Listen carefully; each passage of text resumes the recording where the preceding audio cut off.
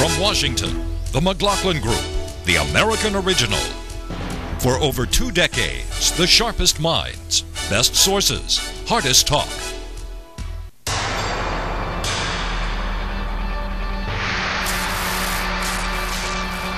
We've provided a platform for success for some of the most respected companies in the country. We fueled their growth with a highly educated workforce and a can-do, pro-business attitude. Just ask our newest business partner, Toyota.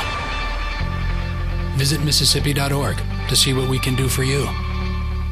As the world grows smaller, the ifs are now bigger than ever. If retirement savings can't keep pace with longer lives, if inflation sends the cost of employee benefits higher. For over 140 years, MetLife has provided insurance guarantees for life's many ifs. We have the experience, global resources, and vision to provide financial certainties for an uncertain world. No wonder more than 2/3 of the Fortune 500 choose us. After all, we are MetLife. Issue 1, GM zeroing out. I think it would be a devastating impact, not just for GM, by the way. It would roll across. It'd be a domino effect across the whole industry. Without a bailout, GM stock will be worth 0 by December 31, 6 weeks from now, and maybe earlier. So says, in effect, the CEO of GM. Therefore, Detroit's big three, General Motors, Ford, Chrysler, want $25 billion from the federal government. That money would be drawn from the original $700 billion bailout passed 7 weeks ago. Massachusetts Congressman Barney Frank chairs the House Financial Services Committee. Frank says an auto bailout is unavoidable. In this weakened condition that the economy is in, a total collapse in the American automobile industry would do more damage than not doing anything. Frank's view is the same as that of Speaker of the House Nancy Pelosi. No question that the Democratic House is on board for the auto bailout. But President Bush and his Treasury Secretary Henry Paulson, while sympathetic to helping the auto industry, nevertheless do not want to draw $25 billion in cash from the government's $700 billion rescue allocation. And they certainly do not favor bailing out companies that are going to go under anyway. Viability is a condition of federal money. Manufacturing is critical. I've said very clearly, and I think the administration said, that we need a solution, but the solution has got to be one that leads to viability. But some financial gurus have warned against any bailout lest it turn into a rolling economic mess, like Japan's in the 90s. What resulted from that was this sort of quote-unquote zombie economy. You had these zombie companies that were kept alive simply by the fact that the government was able to support them. And get this, White House spokesperson Dana Perino indicated that a Chapter 11 proceeding, bankruptcy, is the president's preferred route. Barney Frank says the House rich part will legislate relief anyway, and the president can pursue his own option. We will pass the bill and then he can decide to veto it or not. Question, what's the argument for bailing out Detroit's big three, and what's the argument against the bailout, Pat? Well, the argument for it is millions of jobs will go under. You will lose the largest manufacturing unit in the United States, the heart and soul of American manufacturing. R&D goes with it, technology goes with it, engineering goes with it, and more important, the auto industry has an enormous future in this world. Americans, we buy in a good year 17 million cars. China, India, all these countries are opening up. People are moving into the middle class. They're going to be wanting cars. You will carve the United States out of much of the future. But in terms of viability, what's killed General Motors, John, is they have dropped the greatest, highest paid guys who give the most in taxes, the cleanest, safest factories, dropped them into global competition against factories in places like China, whose managers would be in a penitentiary if they were doing in the United States what they're allowed to do over there. What's against the bailout? Well, first I want to say there's also a national security component to having this major industry. I don't think we want to be known as a country that doesn't make cars. The argument against it is that this is an industry, it hasn't just been flooded by foreign competition. It has actively worked against the developments in making cars for the future. It has resisted every safety advance, from unsafe at any speed, airbags, safety belts.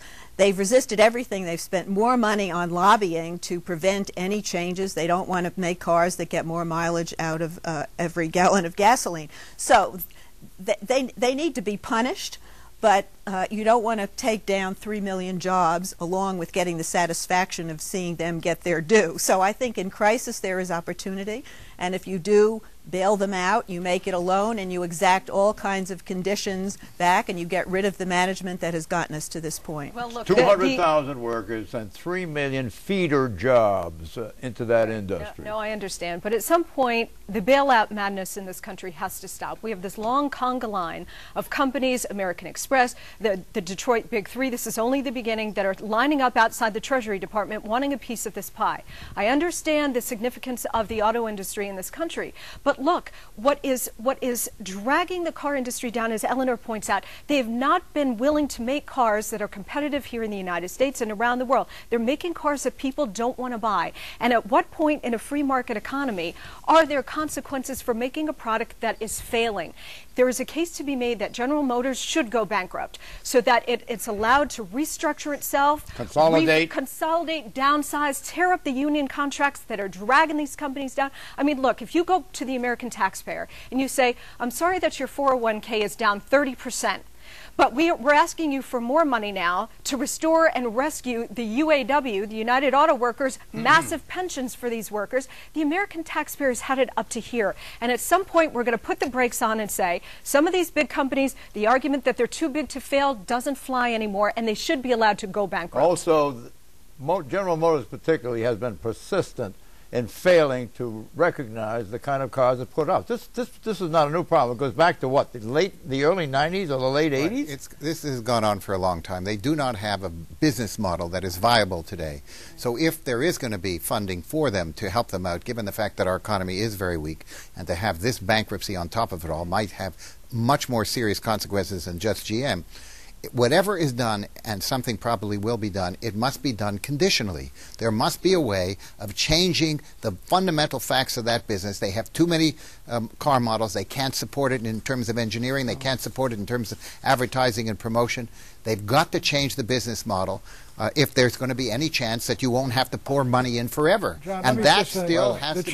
Well, I got a question for you, Pat. It's not, with all due respect, there are a lot of Japanese and Korean cars that are being made in this country that are made much more effectively and competitively. That's the problem. It's not imports. Is it also, it's cars made in this country. Well, they do not know how to compete. What about the political component that the Democrats want this? The United Auto Workers gave Obama $150 million for his campaign? I doubt if they gave him that much, a single union, but there's no doubt unions came out very hard for Obama. They spent $150 million. Yes, look, let me tell you about politically. Now, is this so? Is this payback time? Positive payback time on the part of Obama? It's going to be payback by the Reagan Democrats, who will dish the Republican Party if they don't stand up. They already have. Well, yet, why do you think they're leaving them, John? Because we're sending their jobs and factories to China and bringing in people to compete against them and bringing in Korean cars that don't carry the cost. You want to buy them off? Is that what you want to do? I think you ought to restructure the American economy and tax system. Did you hear her argument? John, I know the argument. I can't believe you, Buchanan. You want both sides of the street. No, listen. I want to support Pat over here. Look, you're not going to change the auto industry by punishing the workers. There was a social contract when people took these jobs. These were well-paying, middle-class jobs. The economy has changed, and their circumstances have changed. But they should not be the ones who get punished. If the Obama administration, they will do something. The Democratic Congress will do something, and there will probably be some sort of an overseer appointed to restructure the... I think it is the point. It's failure and not putting rewarding. Good money after bad. No, it's not. It's not punishing the workers. You don't want to punish the workers. You don't want to punish those workers, and you don't want to punish any workers. What about the financial services industry? What about? You seem to be fine with them. That's right. That's what I'm saying. You can bail out everybody. But you bailed out the banksters. I bailed out the banks. You're bailing the Monica banks in. out Okay. because without a financial system, this economy would collapse. And That's the only reason. and Without without the manufacturing, ability to goodbye make America. cars, Okay. this, You cannot Let Monica in it now. would suffer a lot cannot- more than it is currently You now. cannot- You said that 2 minutes ago. Just on the right terms. Exactly. Okay? I The agree fact with is that that. the I agree average with you. American worker there gets $70-odd an hour, and that is Right. not competitive anymore for that industry. Now, I'm not asking you to fire them. I'm saying they've I got to be don't think on the competitive. assembly Look, there's line a cocktail they're party getting going on salary. over here. Kill the sidebar conversation. Go But ahead. you cannot keep throwing bad money, good money after a bad situation, That is an and you can original thought. you can bail out. I think one of you said it. That you cannot continue to bail out businesses that refuse to reform themselves at the cost to the taxpayer. Look, Mort, you're absolutely right. There are other foreign companies building here in the United States: Toyota, Kia, Volkswagen. Why? Because they don't have these massive pension plans that are killing the Detroit car industry. Why Right? doesn't So- GM merge with Chrysler? Well, Wouldn't that be consolidation? Yes, that would be consolidation. That is, I'll tell you why. Because what happens is they have to then let go a lot of people. And to do that, they have to pay severance costs. And they're afraid they don't have the money to pay the severance costs. So they have two companies, neither of which is making money, losing a lot of money. Right. And there's no way of stopping that hemorrhaging. Even if you give them $50 billion, Right. John, you'll there just are 1 use up that million money in a matter of John, a few there are years, 1 and you'll million be back to the same There are problem. 1 million retirees, Monica, who are getting pensions and health care. You let these companies go down, what do you think is going to happen? They're going to wind up on the federal government of the United States demanding national health care. That is what you are doing by killing manufacturing. Okay, 72% of Americans think that the incoming president, Barack Obama, will be able to restore the economy. Question, if you were Barack Obama, would you welcome this confidence on the part of the people, or are their expectations too high? I ask you, Mort. Well, I think his expectations are way too high, and therefore, since he's not going to be able to do very much about it for the first couple of years, no matter what he does, he could actually destroy a lot of the political support he now enjoys. So I think he's got to be very careful to tamp down expectations, because you can't stop housing prices from dropping, you can't stop deleveraging or the removal of debt from our financial system. Both of those things are inevitable, that we're going to deleverage and housing prices are going to go down, and that's going to have a major downward pressure on the economy, no matter what he does, no matter who's the next president. Yeah, but What suggestions do you have for the next president?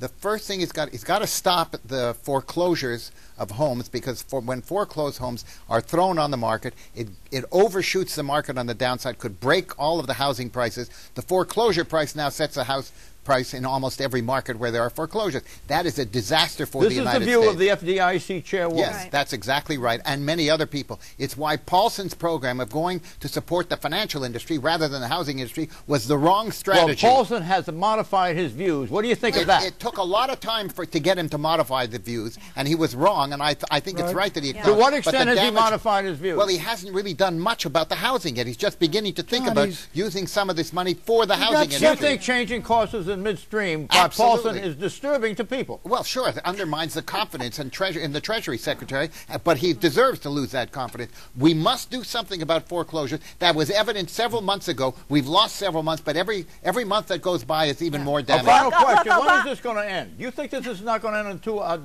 2010? I don't think it'll end by 2010. I don't think we'll be lucky if it ends by At 2010. the end of 2010? I would be very happy if it ended in Well, 2010. this is 2008. I could actually make that calculation. Thank you, John. Yeah, but we're at I the have end of 2000, so it's I going to know. last for 2 years? At least 2 years. It's inevitable. Well, look, Obama is not going to turn it around immediately, but he has a lot of goodwill and he has a lot of good ideas. Yeah. And Sheila Bair, who heads the FDIC, Right. a Republican, strong regulator. I mean, she's going to play a role in the new administration. This administration is What missing job the is she going to get? Well, she may continue with what she's FDIC. doing. But you know, John, which is good enough. Well, and should Henry she be Paulson, Secretary of who the looked like Treasury? No. well, Look, Henry look, Paulson. what's good Excuse me, thing? I want to This say is a one good more thing. thing. Henry Paulson, who looked like the indispensable man now, looks like an absolute fool because he has not made this work. He doesn't explain himself, and he has really made this situation a lot worse. Does than it anybody needed to be. disagree with that? Do you disagree with that? 72%, John, is a good thing for this. It's like FDR. Look, he's going to have to try a lot of things, and some of them aren't going to work, and some of them are going to fail, and some of them may succeed. But I do agree with the idea of action and doing something, and you got to pick and choose what you're going to save and what you're going to let go, and I think he's a pragmatist and will do it. Listen, I know that Barack Obama is supposed to have these miraculous powers, but even he is not going to be able to pull this economy out from where it is. Mort is absolutely right. It's going to be longer than 2 years. Think about the 90 to 91 recession. This one is a lot deeper. It's a lot more profound. The tentacles are everywhere in this economy. And so if I were Obama, and I'm surprised that he's not doing this, tamp down those expectations, say, listen, I'm not a miracle worker here. We're going to try. We're going to do some things. But Paulson, the first wave of that bailout plan, $250 billion, what happened? It failed, which is why they have to switch strategies, because the banks ended up either acquiring each other or hoarding the money, and it didn't do anything To put this in perspective, as much money has been given to AIG, one company, as Barack Obama campaigned on wanting for his green energy recovery plan, $150 billion. Green is dead. No, green is not dead. Green is relatively green is the dead. way to go. It's relatively dead, is it not? Let me put it this way. It's longer term than we thought it would be, because we don't have the money to go green. That's what I'm saying. Yes, you're absolutely right. Exit question. Thank you, Mort. Exit question. Back to Detroit's Big Three bailout bill. If it passes Congress, should President Bush sign it, or should President Bush veto it? First, I don't think it'll get through this Congress. You mean the Senate? Senate, and I think the president will veto it. I don't think he should, but I do agree you've got to change the situation, and we're not going to do that. But I would not let them go under. I would not let them go under. There aren't the votes in the Senate. The Republicans are going to block the bill, and if the dire consequences evolve, it becomes part of the Bush legacy, Bush-Republican It's true. legacy. I agree. I don't think it's going to get out of this Congress. But listen, the bailout madness has to out of the Senate. It's not going to make it to the president's desk. Why? He needs Republicans? He won't get Republicans? That's true. What's the Republicans' logic in view of the high emphasis on this panel so far to go with it? Because of the failure so far of the stimulus bill, there's another $500 billion stimulus coming up behind it. Taxpayers have had it. The Republicans in the House and in the Senate, they're hearing from their constituents. The bailout madness has to end. What do you think? The Republicans, in my judgment, should not oppose it. They should oppose it if it doesn't contain the conditions to make these companies viable. If that isn't there, it makes no sense. We're just going to be pouring a lot of money. They've got to be able to... The Republican Party kills General Motors and Ford. Goodbye and good luck. The president should make Obama pay for his own IOUs to the United Auto Workers, etc. He should veto. Issue 2. Is this why Obama won? In 2002, 6 years ago this month, the GOP victory in Congress was almost history-making. Republicans were ecstatic. They had visions that they would be the majority party, and it would last forever.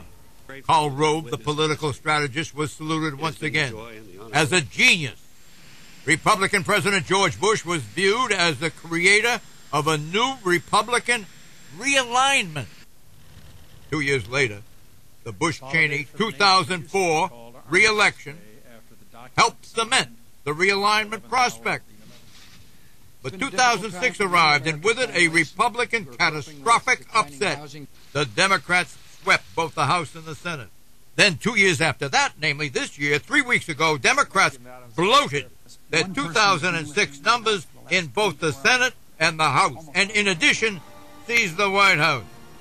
Barack Obama took control of the executive branch of the U.S. government with its 15 cabinet departments and their massive collective bureaucracy. This year's total Democratic blowout means a GOP shutout. Why? The Iraq invasion, the administration's botched response to Hurricane Katrina, Mr. Bush's astronomical spending, and the failure to see and prevent the financial crisis of 2008. It has the dimensions of a Greek tragedy. The plunge of George Bush's image from that of a strong leader to the image of that of a political incompetent. The president's disapproval rating soared to its highest ever recorded for any single president since ratings began. Disapproval, 76%. So bad that not one Republican candidate for the House or the Senate or the White House called on Mr. Bush to help in his or her campaign. Question. What do you make of that? Namely, that Obama won not by reason of his winning, but by Bush losing. I agree that it was more an anti-Bush vote than a pro-Obama vote, and the Republicans have a lot of work to do, because the one thing that the Democrats, and in particular Barack Obama, did in this election was update their message. They had a 21st century campaign strategy along with a 21st century candidate, and the Republicans need to figure that out, and they've got a lot of work to do. What? It is not an accident that the Republicans had the highest disapproval rating, and more people want the change than at any time that poll was taken. The Republicans did not deserve to be reelected, and Obama offered hope and change, and both of those things were lacking in the Republican campaign. You agree with all of what's been said so far? Pretty much. George W. Bush has presided over the expiration of the Nixon new majority and the Reagan coalition, and the Democrats, if they handle things correctly, can put together what I think is a growing governing coalition demographically. Republicans' problems are much bigger than George W. Bush. They've lost all the groups that are growing, the new generation that's coming online. Reagan Democrats have gone? The Reagan Democrats have been eroded. Hispanics, they lost them over the immigration debate. The Republicans are now basically the party of the old Confederacy in a handful of states in the South and a few states in the West. Give me a one-word answer. Was this election dominantly a Republican loss or an Obama win? Any Republican. Oh, I think the Democrats have earned the right to be trusted momentarily. No, specifically it was an anti-Bush vote. No, I think it was as much pro-Obama as it was anti-Bush. I think I agree with you. Issue 3, we are family. We are family. Get up, everybody, and sing. Sasha and Malia, I love you both more than you can imagine. And you have earned the new puppy that's coming with us to the White House. On Inauguration Day, 2 months away, George Bush won't be the only one with a successor. Barney will have one too. The White House Scotty. President-elect Obama has described the problem with choosing a puppy from the pound. One is that Malia is allergic, so it has to be hypoallergenic. There are a number of breeds that are hypoallergenic. On the other hand, our preference would be to get a shelter dog, but obviously a lot of shelter dogs are mutts like me. Peru, that is the nation of Peru, may have the answer for the Obama's new four-legged family member. Our hairless dog, the Peruvian dog. It has no hair and, get this, no teeth, as a rule. This week, a Peruvian Dog Association offered one of this bald breed to America's next first family. The Peruvian hairless dog, by the way, dates from, get this, 3,000 years ago. Question, is this dog what Obama's daughters had in mind for a family pet? Or should they get a female pit bull with lipstick named Sarah? Maud Zuckerman. Well, actually, I think to help out their father, they should get a seeing eye dog. I think if he has to figure out what he has to figure out, that's the only thing I think that will help him. What do you think, Pat?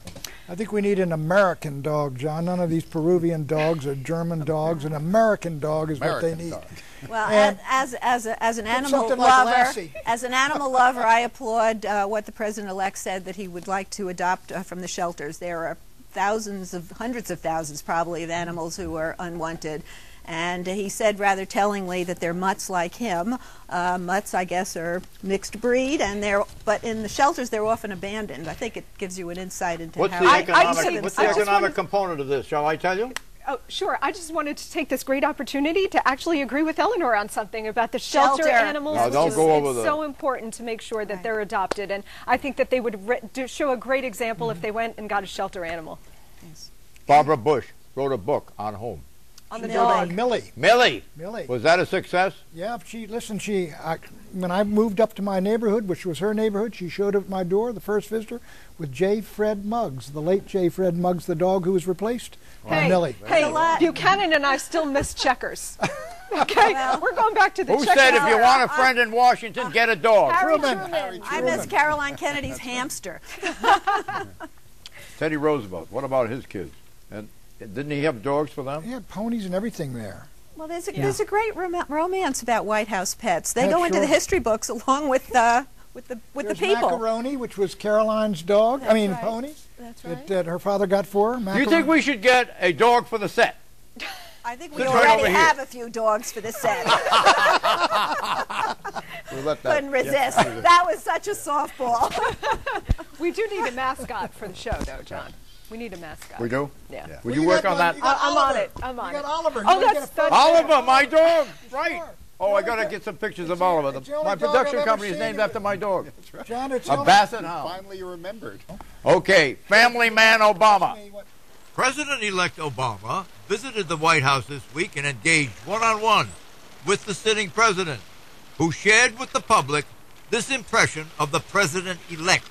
One impression I can share with you is that one of the things that President-elect Obama was really interested in after we'd had our policy discussions was his little girls. How would they like the White House? And it was interesting to watch him go upstairs, and he wanted to see where his little girls were going to sleep. And clearly this guy is going to bring a great sense of family to the White House.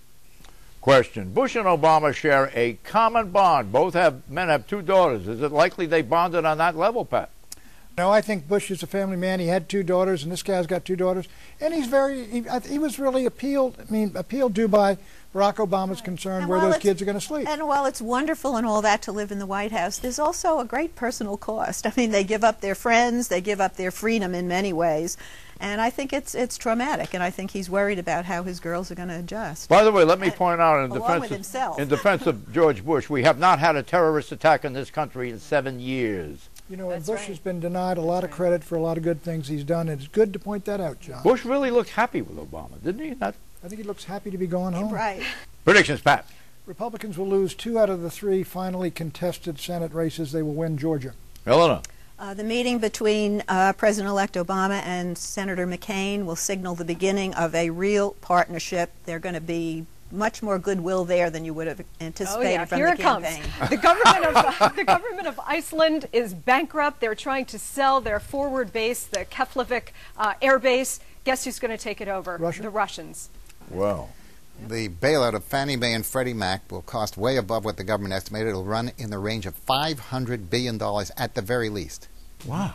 Right. $500 billion. If the United States goes forward with putting missiles in Poland and the Czech Republic, Russia will put missiles not only in Kaliningrad, but also in Cuba. Bye-bye.